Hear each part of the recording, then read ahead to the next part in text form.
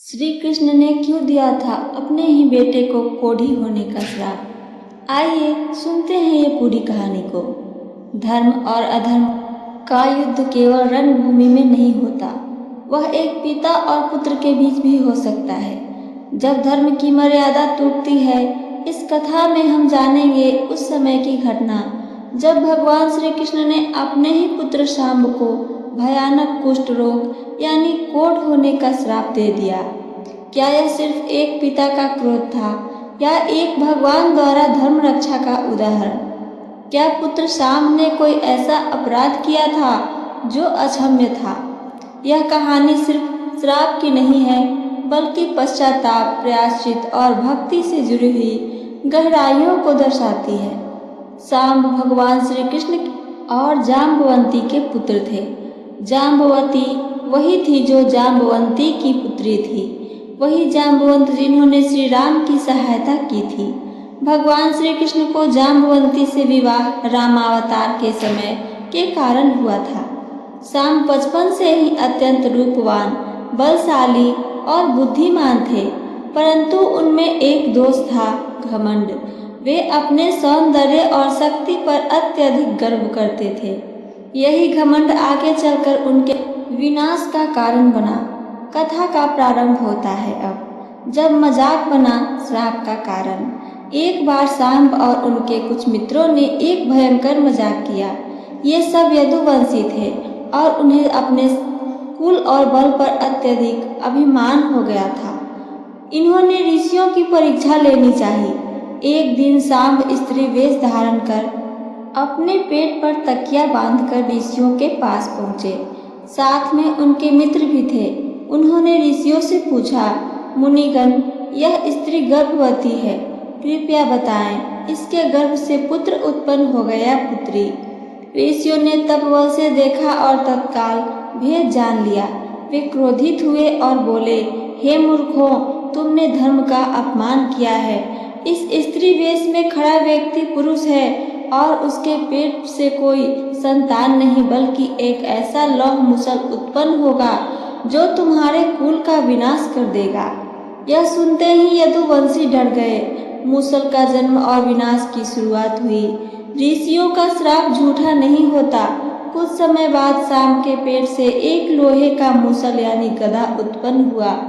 घबराकर सभी ने उस मूसल को पीसकर समुद्र में फेंक दिया, परंतु एक छोटा टुकड़ा बच गया, जिसे एक शिकारी ने उठा लिया। समुद्र में डाले गए लोहे के टुकड़े से वहां नुकीली घास उग आई। यह वही घास थी जिससे बाद में प्रभास क्षेत्र में यदुवंशियों ने आपसी लड़ाई में एक दूसरे को मार डाला था। शांब का घमंड और अर्जुन की पत्नी पर कुदृष्टि। इस घटना के बाद भी शांब ने अपने घमंड को नहीं छोड़ा। एक दिन वे हस्तिनापुर गए, जहां अर्जुन की पत्नी द्रौपदी और अन्य रानियां। वहां उन्होंने अर्जुन की पत्नी पर कुदृष्टि डाली। इस दुर्व्यवहार से नाराज होकर अर्जुन ने कृष्ण को बुलाया। कृष्ण ने शांब को बुलाया और कठोर स्वर में कहा, तुम मेरे पुत्र हो, पर तुम्हारे कर्म धर्म में विरुद्ध है। क्या तुम यदुवंश के कुल को अपमानित करना चाहते हो? शांब ने उत्तर दिया, मैं युवा हूँ और मुझे जो अच्छा लगेगा वही करूँगा। मैं किसी से डरता नहीं। यह उत्तर सुनकर श्री कृष्ण अत्यंत दुखी और क्रोधित हुए। उन्होंने कहा, तुम अपने बल और यदुवंश के अभिमान में अंधे हो गए हो। अब तुम्हारा यह रूप, यह घमंड सब समाप्त होगा। श्री कृष्ण का श्राप कोढ़ का अभिशाप बना। श्री कृष्ण ने क्रोधित होकर कहा, हे शांब, मैंने तुम्हें पुत्र रूप में पाया, पर तुमने कभी मर्यादा का पालन नहीं किया। अब मैं तुम्हें श्राप देता हूँ। तुम्हारा यह सुंदर शरीर अब धीरे धीरे नष्ट होता चला जाएगा। तुम कुष्ठ से ग्रस्त हो जाओगे, तुम्हारी त्वचा गल जाएगी, अंग छिन्न होंगे और तुम प्रायश्चित में जीवन व्यतीत करोगे। शांब स्तब्ध रह गए। उन्होंने श्री कृष्ण के चरणों में गिरकर क्षमा मांगी, परंतु श्री कृष्ण ने कहा, यह श्राप नहीं, तुम्हारा धर्म पथ पर लौटने का मार्ग है। यही तुम्हें शुद्ध करेगा।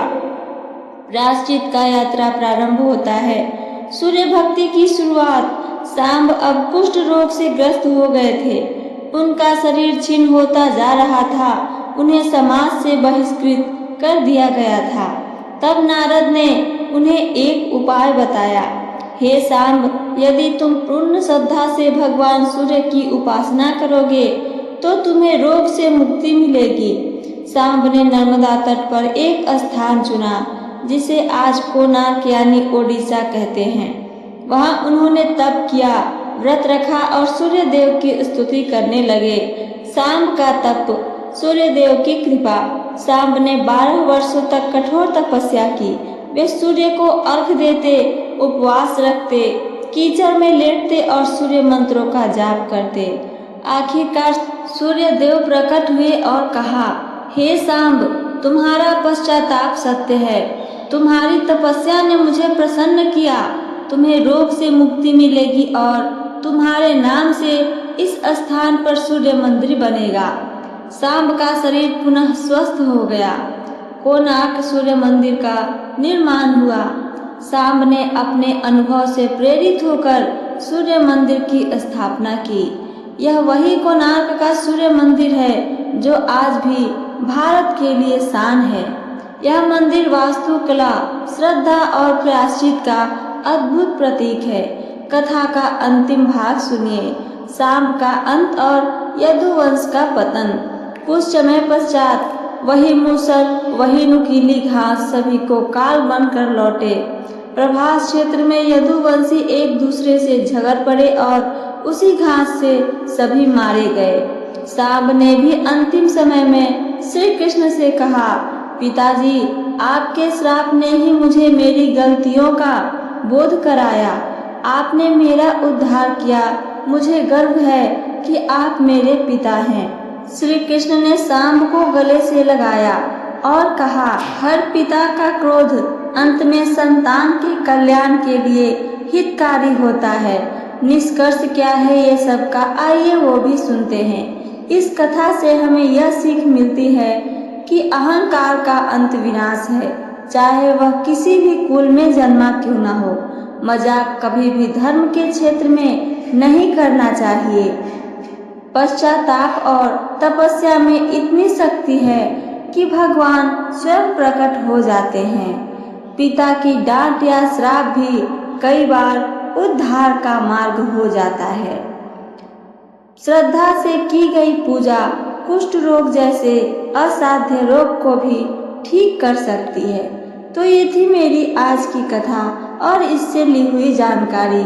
मेरी जानकारी आप सबको पसंद आई हो तो चैनल को सब्सक्राइब करके वीडियो को लाइक करना ना भूलें। साथ साथ अपना एक प्यारा सा कमेंट करके हमें ज़रूर बताइए। सुनने के लिए धन्यवाद। जय श्री कृष्णा। राधे राधे।